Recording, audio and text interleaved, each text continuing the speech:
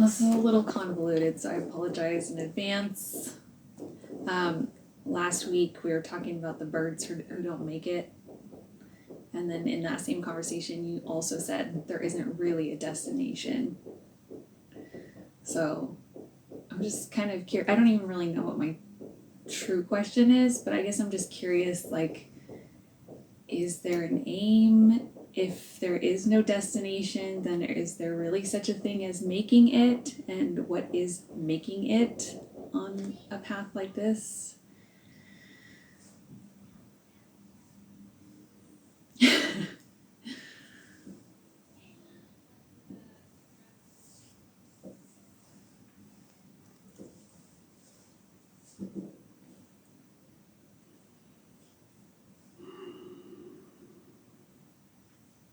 It's a really, really good question. And I don't really know what the answer is.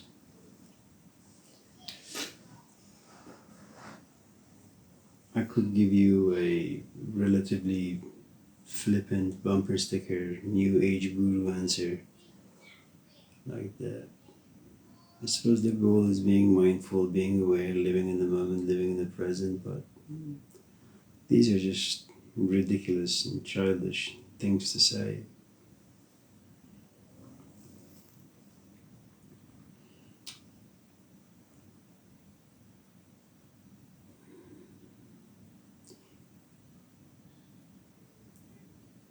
You know, if I was to put your question within the context of some of the heroes, whether it's Jesus or Gilgamesh or the Buddha or Muhammad,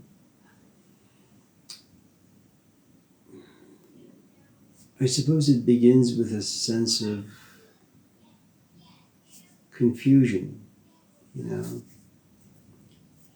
like something about you breaks open and you look around and you just can't relate to anything. It happens gradually. It's like a dam breaking.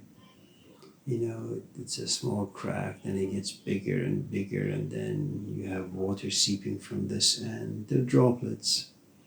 But then there comes a point it just gushes out, and before you know it, the entire dam falls apart. And all the buildings basically get destroyed and drowned.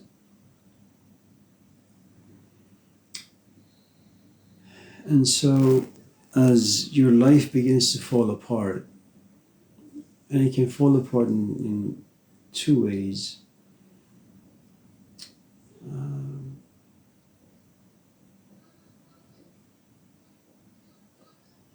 Things are going okay. One day you just kind of, you're laying next to your companion, you wake up at 2 in the morning and you have no idea why you're there.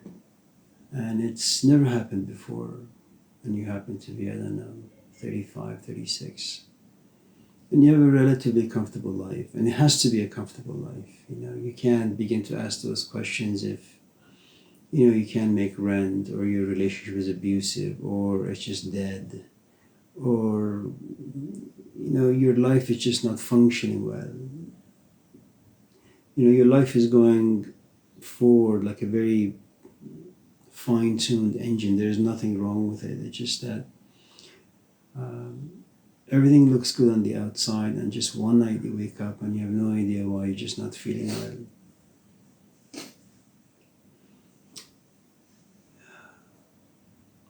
And then if you keep nourishing that, then the cracks in your relationship and your perspective about your life begin to kind of get bigger and bigger and bigger until, you know, you just kind of walk out.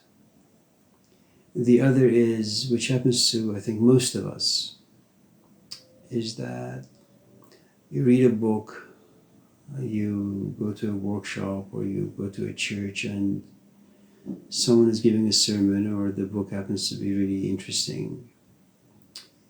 And,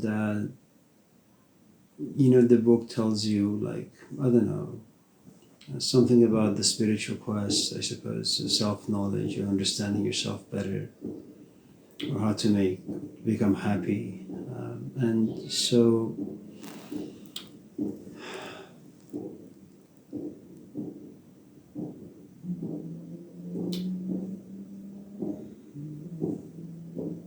let's just say you're talking about the Buddha, you know, and he says, okay, well, nothing is working, I'm going to leave. And, you know, some old guy asks him, you know, where are you going? And he says, my life isn't working, I'm going to figure out the answers. You know, what am I made for? What am I destined to do? What's my purpose?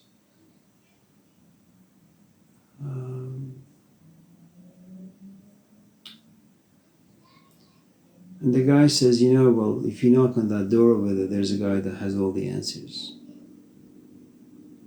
And the guy listens to your questions and kind of observes the emotions behind the questions. And, you know, they look at your body language and they ask you some seemingly ridiculous questions, but not really. And then they say, if you do, you know, just come to the house every day and we'll sit, we'll talk, we'll have some food. You know, we'll do some exercises. And hopefully, after like a few years, things will happen to you. And that's what the Buddha does, I suppose. You know, he follows all the religious folks in the forest.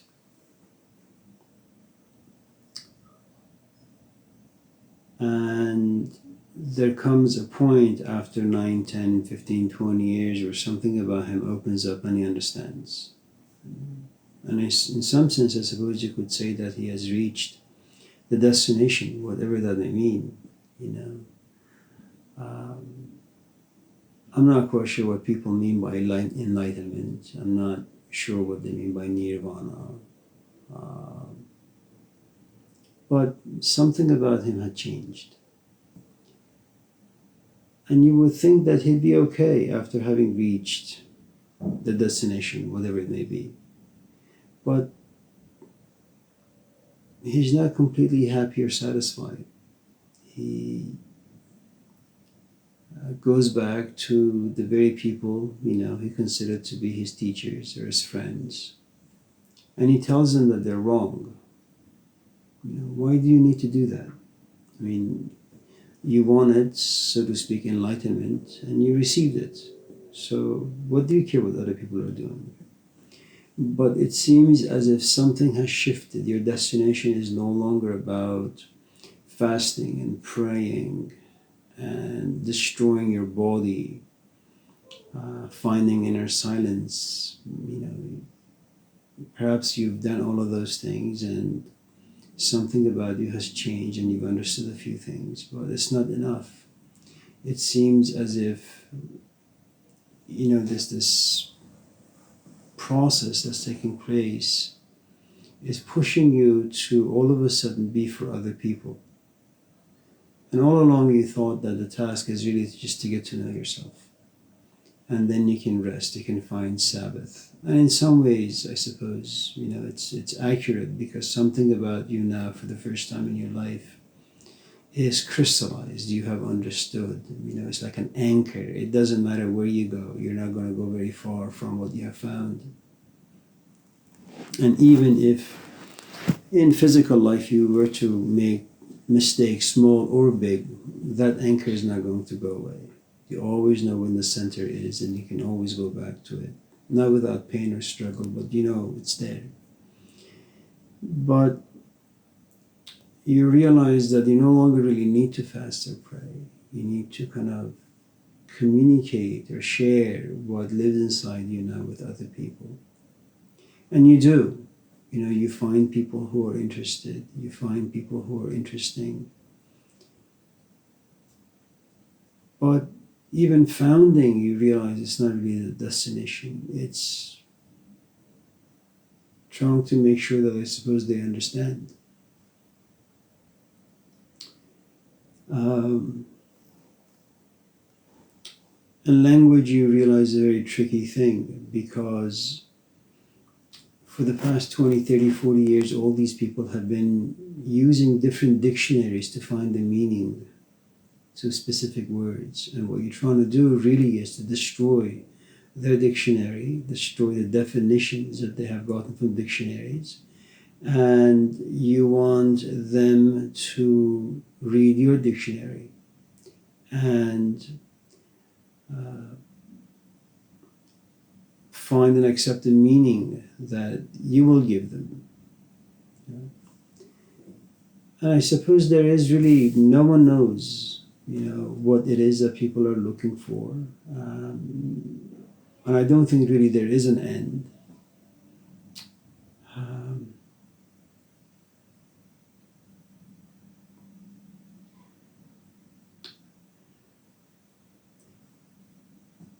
And I think it's very much like, what you find in the first chapter of Taoism. It's something that you can't describe. It's something that you can't really talk about. It's something profoundly beautiful, but the moment you try to describe it, it becomes ugly.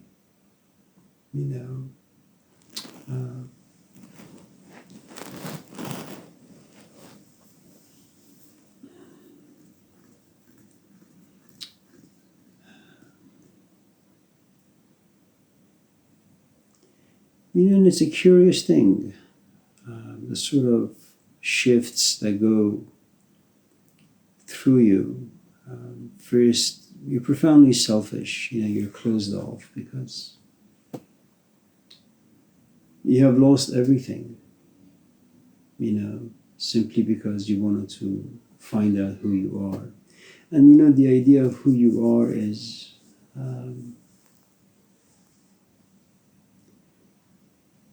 you have no idea what you ought to embody that's meaningful to you. I used to like the idea of being a professor, but it doesn't mean anything. I used to like the idea of being a father, but now it doesn't do anything, or son, or being this or being that. It seems as if all the things I used to embody have fallen off of me, and I look at myself and it's just a hollow shell. It's kind of like what Attar has in Mantahotair, the very book that you're talking about, which is مرده ام میروم بر روی خاک زنده گردان جانم ای جان بخش پاک. That it is true, I'm walking around, I'm breathing, I'm talking, but the truth is I'm just but a corpse. There is nothing of value in me. There is nothing that has meaning. I embody nothing. Inside me just lives a cemetery. I'm just pretending. And you become enormously self-centered, You're depressed, you're sad, you are depressed, you are sad, you are angry, you feel betrayed, It's all about you. And then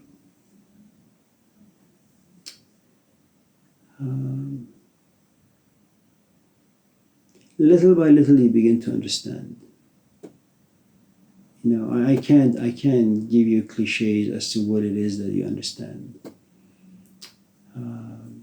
Maybe you understand the way your physical body is situated in a physical world, specific locations in the physical world, and every physical location has its own unique forces, and then they assault you, and they harass you and they abuse you, and then all of a sudden you're forced to kind of look at your environment and figure out, what are these forces? Where are they coming from? Who are the cause of these forces? And and what's happening to you? Why can't you get out? And you can't. The world is one gigantic assault machine. And the first task is you try to figure out what to do with all of these things until you realize the world is far too big and you're miserable and you're not interested in all the things that live here. And like the Buddha, you just walk away thinking that there is something greater out there. And so you leave. And you do imitate, because you actually think other people have something to say and something to share.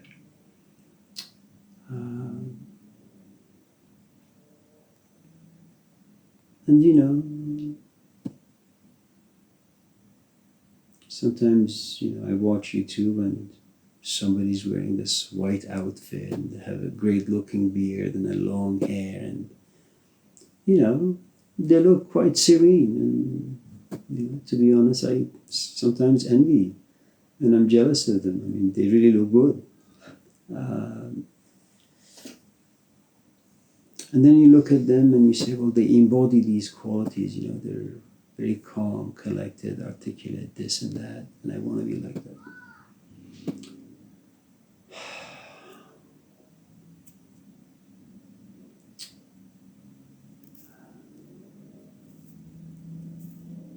And then after a while, it's just no longer about you. You just don't care about praying or fasting.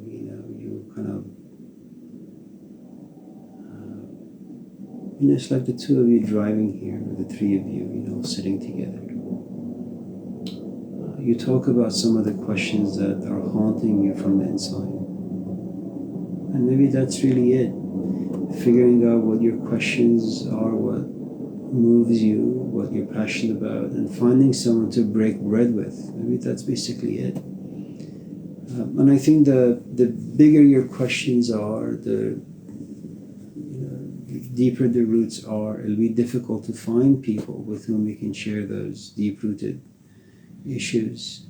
But once you do, maybe that's the whole thing, finding someone to break bread with. You're either giving bread or you're receiving bread. When I was with Hussein, I was receiving bread. The only bread I could give Hussein was once in a while go to the shop and maybe sweep the floors, or go to his house and wash dishes, or maybe serve tea. Or if he asked me, are you willing to come to the park and sell ice cream for me? I would say, yeah, that's the least I could do. But then there came a point where I realized that perhaps I could also, give what little I have to others. And it's,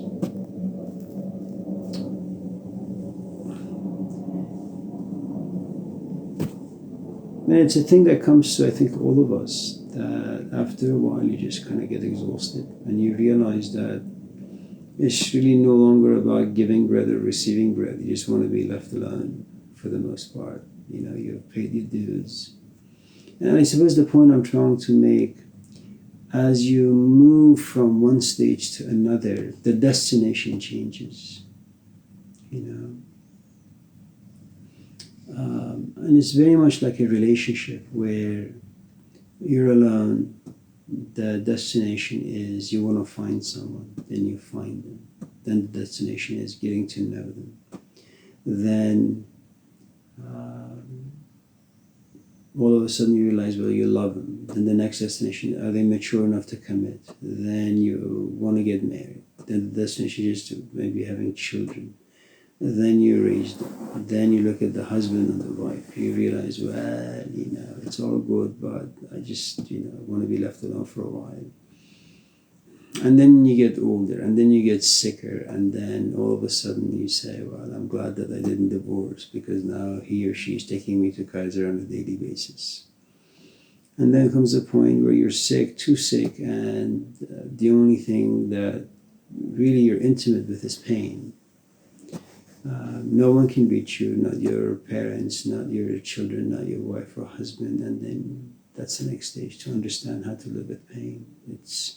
And I think every stage that you walk into, it has its own set of questions and curiosities. It has its own set of confusion, anxieties, and fears. And then it has its completion or acceptance of various things. And once you get there, you move on to the next stage. And it's, and it's an interesting, I think, way of looking at all of this, because you lok at Muhammad, he's just he's discontent. You look at Jesus, he's discontent, he's unhappy. You look at Moses, and they all go somewhere in private, and they seek seclusion, and I don't know what they find, I don't know what they experience, but all of a sudden they become a shepherd to their people. I mean, it's a daunting task. It would have been much easier for them to just go into the cave and just sit and pray and contemplate, but apparently that wasn't enough for them, or whatever it is that they experienced made them responsible for a bigger thing.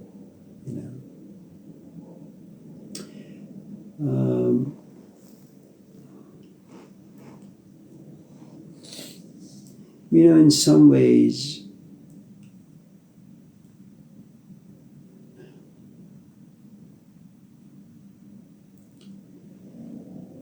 I think Krishnamurti had the right idea, but he didn't articulate it well, and I'm not quite sure why.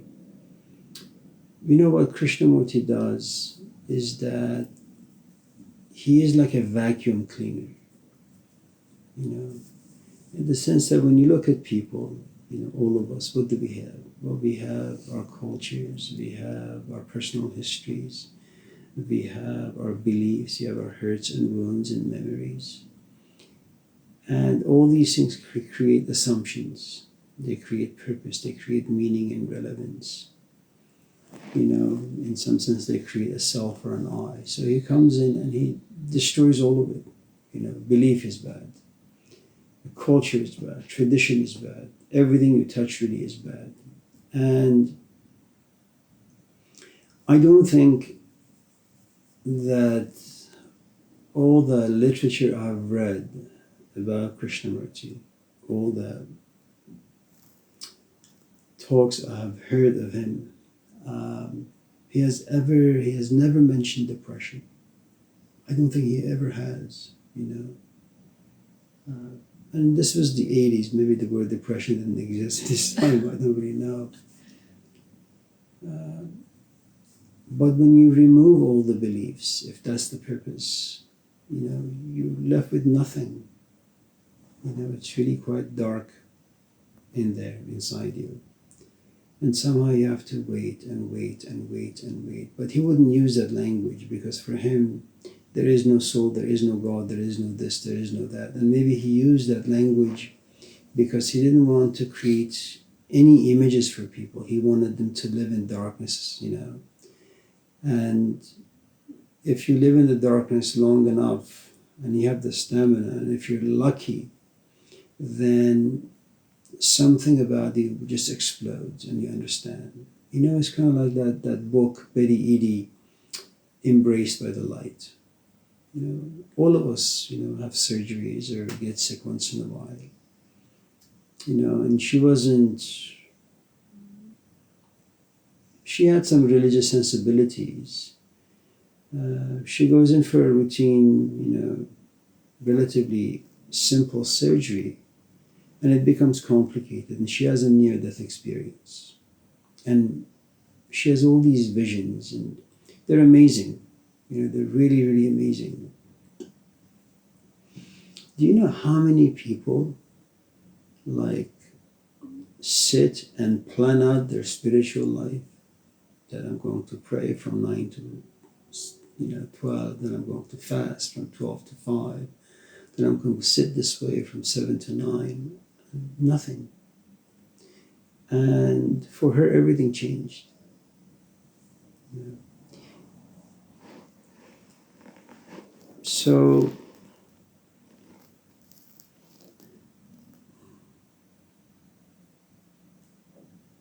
I'm not sure what people are looking for. All I know is that most people, when they are looking for or at something, they're not very happy at what they see. You know, I mean, you're looking for a full-time job.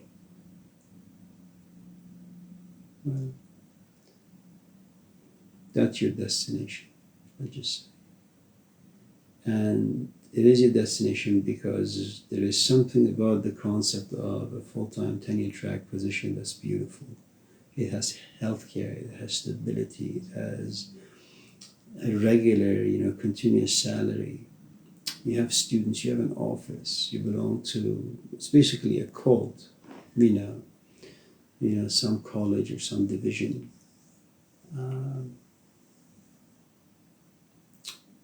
And then after a while it changes, you realize you want to write. After a while it changes, you realize you don't want to write and you don't want to teach. You just want to walk away from the whole thing.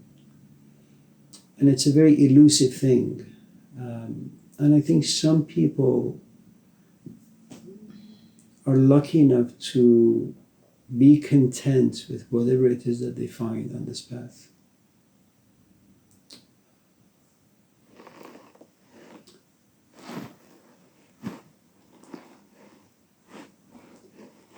Your question was, what is it that they're looking for? Is that your question?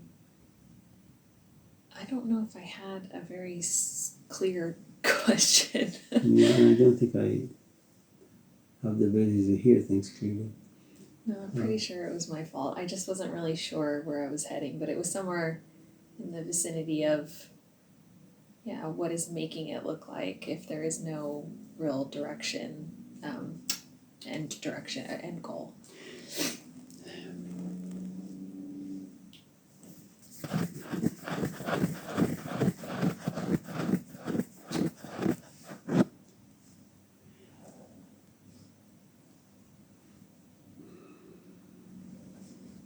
A few weeks ago, Genning went to this talk by Jordan Peterson.